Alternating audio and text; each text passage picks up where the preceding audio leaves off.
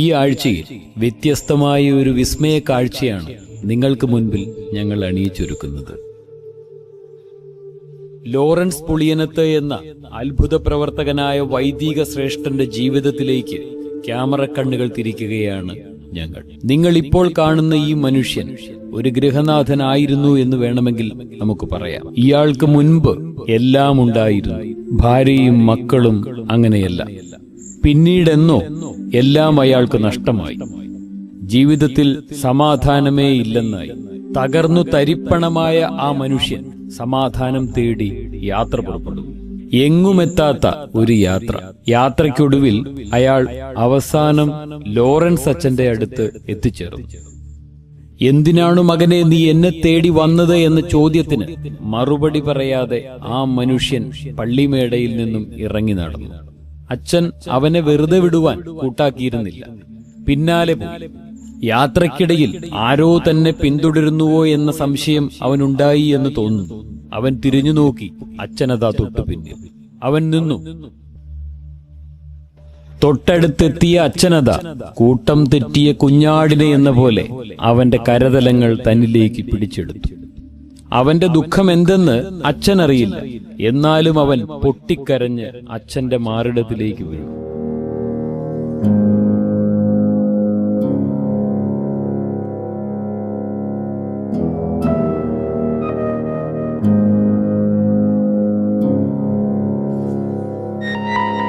അവനെ ചേർത്തണച്ച് ആ വൈദികൻ അവനോട് പറഞ്ഞു. അവന്റെ ജീവിതത്തിൽ നടന്ന സംഭവങ്ങൾ ഒന്നൊന്നായി. പൊട്ടിക്കരഞ്ഞ് തളർന്ന അവൻ അച്ഛന്റെ കാൽക്കൽ വീണു. പിടിച്ചെഴുന്നേൽപ്പിച്ച് അവനോട് അച്ഛൻ പറഞ്ഞു, നീ എന്റെ ഈ ലോഹയുടെ അറ്റത്ത് ഒന്ന് പിടിക്കുക, ശേഷം കണ്ണടച്ചുകൊള്ളുവാൻ പറഞ്ഞു. കണ്ണടച്ച അവൻ ഭയന്ന് വിറങ്ങലിച്ചുപോയി. കാരണം അതിവികൃതമായ ഒരു രൂപം അവന്റെ മുൻപിൽ തൊട്ടടുത്ത് വന്നു നിൽക്കുന്നു എന്നതുപോലെ അവന് തോന്നി. പേടിച്ചരണ്ട അവൻ കണ്ണുകൾ തുറന്നു.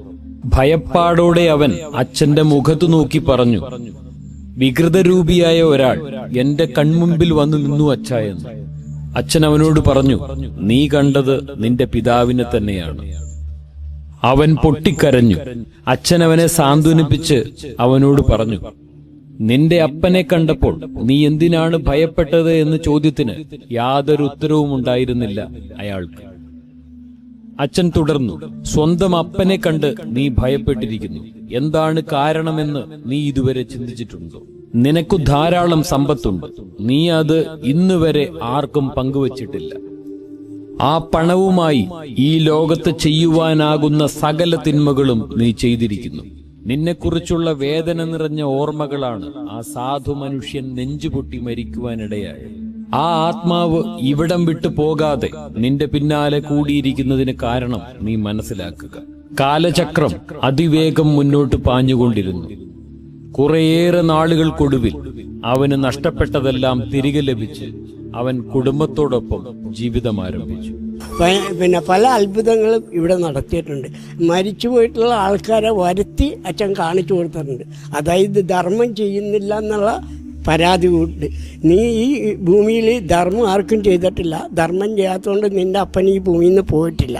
അതുകൊണ്ട് നിന്നെ ഞാൻ കാണിച്ചു തരാം. നീ എൻ്റെ ഉടുപ്പേ പിടിച്ചോളണം. അപ്പൻ വന്നു കഴിയുമ്പോൾ നീ പേടിക്കും. അത്ര വികൃത രൂപത്തിലേ വരുവുള്ളൂ.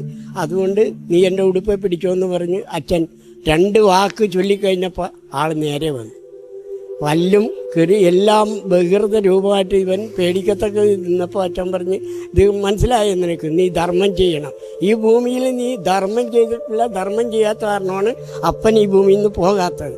അതുകൊണ്ട് നീ ധർമ്മം ചെയ്യുവാന്ന് ചോദിച്ചു. ശരി, ചെയ്യാമെന്ന് പറഞ്ഞു.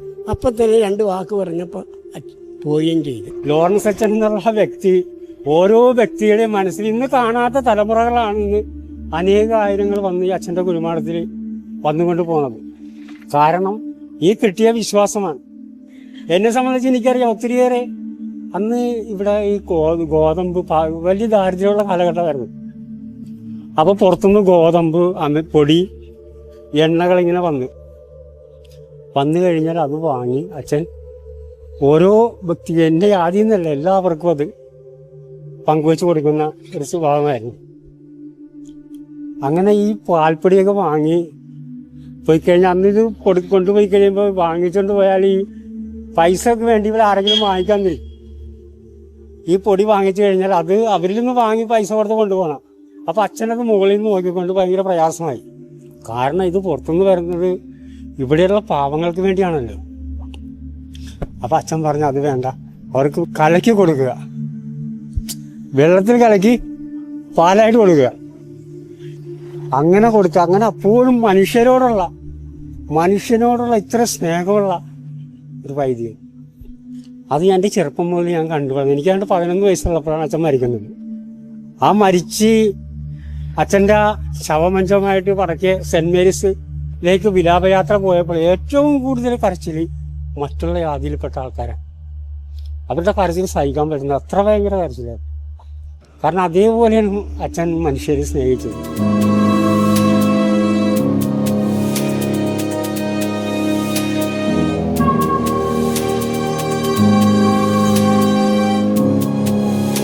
ലോറൻസ് അച്ഛന്റെ യാത്രകളിൽ എന്നും തുണയായി ഉണ്ടായിരുന്നത് ശൗരിച്ചേട്ടൻ എന്ന സഹായിയായിരുന്നു.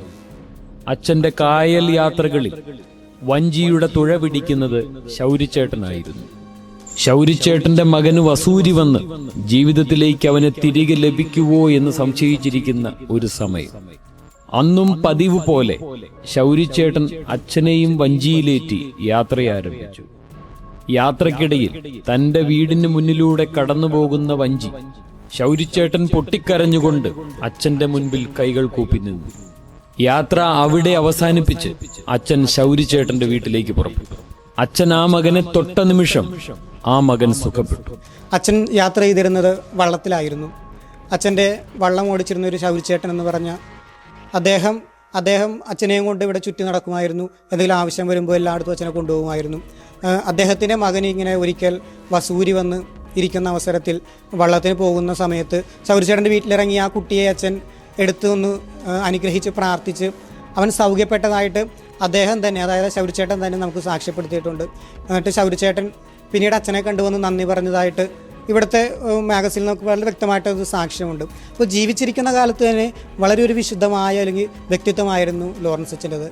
അച്ഛൻ്റെ അടുത്ത് വന്നാൽ എന്തെങ്കിലും കിട്ടും എന്നുള്ളൊരു പ്രതീക്ഷ അവർക്കുണ്ട്. അച്ഛനത് കൊടുക്കുന്നത് എന്തും ആയിക്കോട്ടെ അതൊരു വലിയൊരു അനുഗ്രഹമായിട്ട് അവർ വാങ്ങിപ്പോകാറുണ്ട്. പിന്നെ അതുപോലെ തന്നെ ഒത്തിരി പ്രത്യേകിച്ച് വെള്ളിയാഴ്ച ദിവസങ്ങളിൽ ഒത്തിരി ഭിക്ഷക്കാർ ഏതാണ്ട് ഈ ഗേറ്റ് മുതൽ കടവ് വരെ നിരന്ന് 2 സൈഡിലും വെള്ളിയാഴ്ച ദിവസങ്ങളിലാണ് അച്ഛൻ ആ സമയത്ത് ഇറങ്ങി വന്നുകൊണ്ട് 2 സൈഡിലും ഇരിക്കുന്ന ഭിക്ഷക്കാർക്ക് ചില്ലി പൈസ ഉള്ള അന്നത്തെ 1 കാശിന് ഇതൊക്കെയാണ് അത് കൊടുത്തും കൊണ്ട് കടന്നു പോകും. അപ്പോൾ അത് കിട്ടിക്കഴിയുമ്പോൾ അവരുടെ മനസ്സിലുള്ളൊരു പ്രത്യാശ. അങ്ങനെ ആ പാവങ്ങളോടുള്ള ഒരു സ്നേഹം,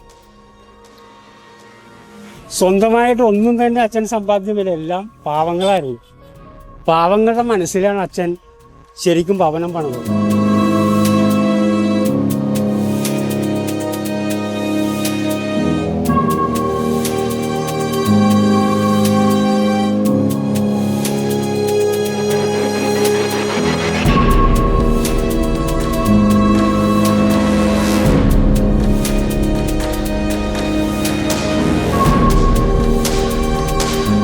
അടുത്തൊരു സംഭവം ഉണ്ടായി.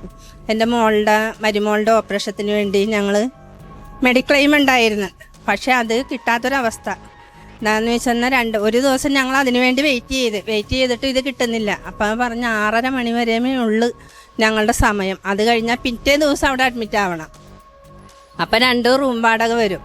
അങ്ങനെ ഞാൻ അവിടെ നിന്നുണ്ട് അച്ഛൻ്റെ പ്രാർത്ഥന ഒരു 10 പ്രാവശ്യം അവിടെ നിന്ന് കണ്ണു അടച്ച് ഞാൻ അങ്ങോട്ട് ചൊല്ലി, അമ്മച്ചൻ എനിക്കിത് സാധിച്ചു തരണേ, ഞാനിനി ഫയലില്ല പൈസ കൊടുക്കാനായിട്ട്, എനിക്കിത് അച്ഛൻ്റെ പ്രാർത്ഥന ചൊല്ലി തീരുമ്പോൾ എനിക്ക് കാര്യം സാധിച്ചു തരണമെന്ന് പറഞ്ഞിങ്ങനെ നിന്നപ്പോൾ ആ പെണ്ണ് പറഞ്ഞ്, ചേച്ചി ആ സമയം കഴിഞ്ഞു കേട്ടാ, ഞങ്ങൾ പോകാൻ പോണേണെന്ന് പറഞ്ഞില്ല. എൻ്റെ മകൻ താഴത്തെ നിലയിൽ നിന്ന് ഓടി ഈ സ്ലിപ്പുമായിട്ട് ഓടി വന്ന്, അമ്മച്ചി റെഡിയായി കേട്ടാ അമ്മ എന്നും പറഞ്ഞിട്ടുണ്ട്. അന്നേരം ഞാനിവിടെ വന്ന് പ്രാർത്ഥിച്ചത് ഇങ്ങനെയാണ്, അച്ഛൻ ഞാൻ വീട്ടിൽ ചെല്ലുന്നതിന് മുൻപ് ബസ് ഇറങ്ങിയിട്ട് അച്ഛൻ്റെ സന്നിധിയിൽ വന്ന് മെഴുകുതിരി കത്തിച്ചിട്ടേ ഞാൻ കുടുംബത്തിൽ പോകുള്ളൂ, എനിക്കിത് സാധിച്ചു തരണമെന്ന്. അതെനിക്ക് കഴിഞ്ഞ ശനിയാഴ്ച എനിക്ക് പൂർണ്ണമായി സാധിച്ചു കിട്ടി. അത് ഒത്തിരി കാര്യങ്ങൾ എനിക്ക് ചെയ്തു തന്നിട്ടുണ്ട്.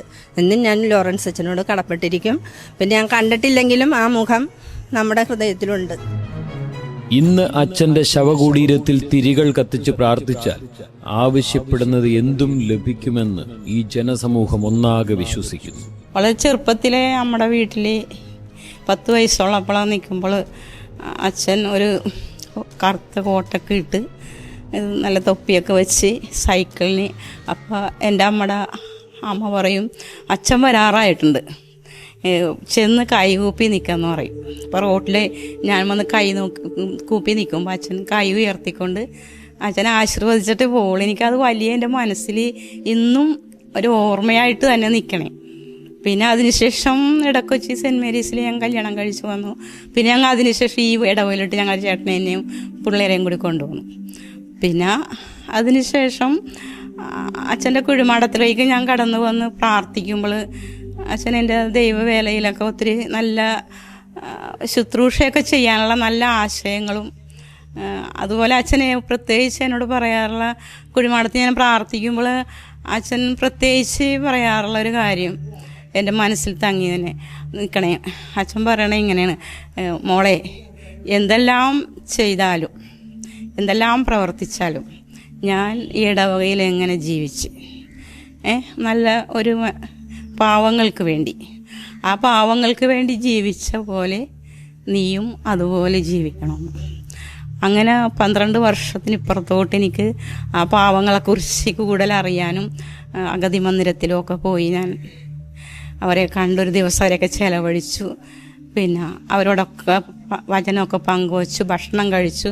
അവരെയൊക്കെ നല്ല സന്തോഷത്തോടുകൂടി അച്ഛൻ്റെ ആ ഒരു മനസ്സിൽ പ്രാർത്ഥിക്കുമ്പോൾ അച്ഛനെ കാണിച്ചു തന്നാൽ അതിന്നും തുടർന്നു കൊണ്ടുപോകണേ. അച്ഛൻ്റെ അനുഭവത്തിൽ ധാരാളം അനുഗ്രഹങ്ങൾ ഇവിടെ കിട്ടുന്നുണ്ട്. പിന്നെ പലർക്കും ജോലി ലഭിക്കുക, കുട്ടികൾ കൂടുതലും പരീക്ഷയിലൊക്കെ കുട്ടികൾ വ്യാഴാഴ്ച ദിവസമൊക്കെ ഒരുപാട് കൃതജ്ഞതകൾ വായിക്കാറുണ്ട്. അപേക്ഷ കഴിഞ്ഞാൽ കുറേ കൃതജ്ഞത തന്നെ വായിക്കാറുണ്ട്. അതിൽ കുട്ടികൾക്കൊക്കെ ഇങ്ങനെ ഇതില്ലേ, ഡിഗ്രി പഠിക്കണ കുട്ടികൾ, നഴ്സറി, ആ കുട്ടികൾക്ക് നല്ല മാർക്കോടുകൂടി പാസ്സായി അവർ വന്ന് കൃതജ്ഞതയൊക്കെ എഴുതിയിട്ട് വലിയൊരു അനുഭവം കുട്ടികളെക്കുറിച്ച് അച്ഛന് വലിയ മധ്യസ്ഥത്തിൽ ഉണ്ടെന്നുള്ളത്.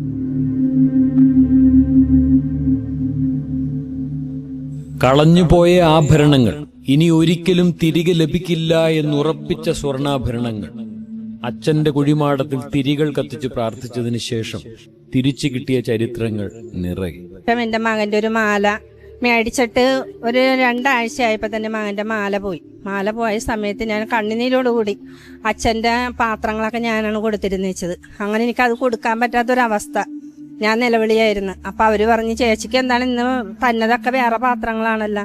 അപ്പം ഞാൻ പറഞ്ഞു മോനെ എനിക്ക് ഇന്നമാരൊരു കാര്യമുണ്ട്, അതുകൊണ്ട് മോൻ പോയി വേറെ സ്ഥലത്തുനിന്ന് പോയി അടപ്പെടുത്തോണ്ട് വാ, അപ്പോഴത്തേനും ചേച്ചി ഇതെല്ലാം എടുത്ത് റെഡിയാക്കി വെക്കാമെന്ന് പറഞ്ഞ് ഞാനത് പൂട്ടിയിട്ടേച്ചും പള്ളി കയറിയിരുന്ന് അങ്ങനെ നിലവിളിച്ച് ഞാൻ അച്ഛൻ എനിക്ക് ഒത്തിരി കാര്യങ്ങൾ അച്ഛൻ ചെയ്തു തന്നിട്ടുണ്ട്.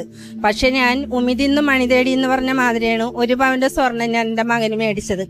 അതിൻ്റെ കയ്യിൽ ഉണ്ടായിട്ടല്ല, മക്കളിട്ട് കാണാനുള്ള ആഗ്രഹം കൊണ്ട്. അതുകൊണ്ട് അതെന്നെക്കാട്ടും ചെറിയ തീരെ നിവർത്തിയില്ലാത്തവർക്കാണ് ആ സാധനം കിട്ടിയതെങ്കിൽ തിരിച്ചെനിക്ക് തന്നെ. അങ്ങനെ ഞാൻ കണ്ണുനീരോടുകൂടി പ്രാർത്ഥിച്ച് 3 ദിവസം കഴിഞ്ഞപ്പോൾ എനിക്ക് ആ സ്വർണം തിരിച്ചു കിട്ടി. ചരൂരുള്ള ഒരു സ്ഥലത്ത് വെച്ച് ആർക്കോ കിട്ടിയിട്ട് എൻ്റെ വീട്ടിൽ കൊണ്ടുവന്ന് ആ സാധനം തന്ന് ഇന്നും വിളിച്ചാൽ വിളി കേൾക്കുമെന്നുള്ള പൂർണ്ണ ബോധ്യം എനിക്കുണ്ട്.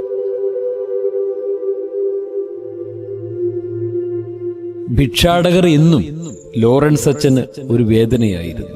ഭിക്ഷ തേടി തന്റെ മുൻപിൽ എവിടെയെങ്കിലും കണ്ടാൽ അവർക്ക് അച്ഛൻ സകലതും നൽകുമായിരുന്നു. അച്ഛൻ പാവങ്ങളുടെ അച്ഛനായിരുന്നു. ഏതൊരു ജാതി വന്നാലും ഇന്ന മതമെന്ന ജാതി എന്ന അച്ഛന് ഭേദമില്ല. ആര് വന്നാൽ വിശക്കിന് കഞ്ഞിക്ക് വകയില്ല, അരി മേടിക്കാൻ നിവർത്തിയില്ല. കൂടുതലും ബാലന്മാരാണ് ഇവിടെ വന്നിട്ടുള്ളത്. വല കെട്ടിക്കഴിഞ്ഞാൽ ഒന്നുമില്ല വെച്ചാൽ പാവപ്പെട്ട കുഞ്ഞുങ്ങൾ പട്ടിണിയാണ്.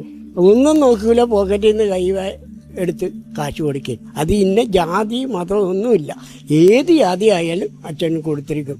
ജീവിച്ചിരുന്നപ്പോഴേ അച്ഛൻ വിശുദ്ധനായിരുന്നു. അങ്ങനെ പിന്നെ അല്ലാതെ തന്നെ പല ആളുകൾക്കും അച്ഛൻ ഉദാഹരണം സംഭാവന ചെയ്തിട്ടുള്ള ആൾക്കാരെല്ലാം ഇവിടെ നന്നായിട്ടുണ്ട്. പല ആൾക്കാർ ആരെയും അച്ഛൻ അനാഥരായിട്ട് വിട്ടിട്ടില്ല.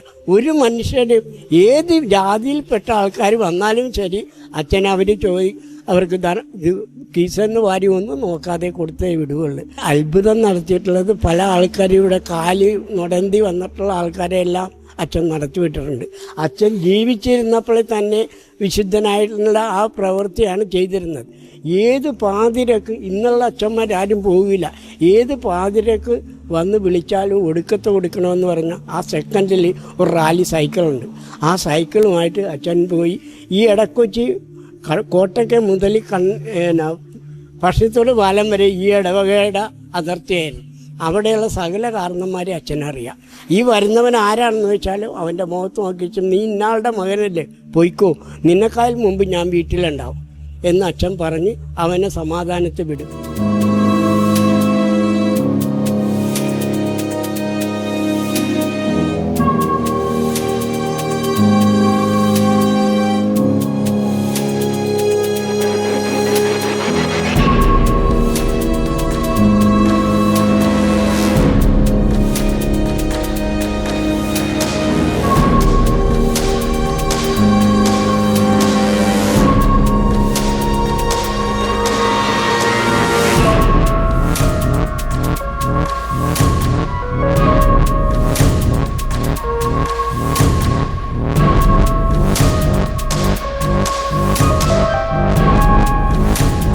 നാട് മുഴുവൻ, പ്രത്യേകിച്ച് ഹൈന്ദവർ തിങ്ങിപ്പാർക്കുന്ന ഈ പ്രദേശത്ത് അവരെല്ലാവരും കൊച്ചി രൂപതയുടെ പ്രഥമ ദൈവദാസനായ ലോറൻസ് അച്ഛനെ വിശേഷിപ്പിക്കുന്നത് എടക്കൊച്ചിയുടെ വല്യച്ഛനെന്നാണ്. ജാതിമത ഭേദമന്യേ എല്ലാ വീടുകളിലും ഈ അച്ഛൻ കയറിയിറങ്ങി അവർക്ക് വേണ്ടി പ്രാർത്ഥിച്ചതും കടന്നു വരുന്ന അച്ഛൻ്റെ സമീപത്തെ കടന്നു വരുന്നവരെ ആശീർവദിച്ച് അവർക്ക് നല്ലൊരു സുസ്ഥിതി ഉണ്ടാകണമെന്നുള്ള ആഗ്രഹത്തോടു കൂടി അവർക്ക് വേണ്ടിയൊക്കെ പ്രവർത്തിക്കുകയും ചെയ്ത ഓർമ്മകളാണ് ഇവിടെയുള്ള മുതിർന്നവർ ഇവിടെ പങ്കുവയ്ക്കാറുള്ളത്.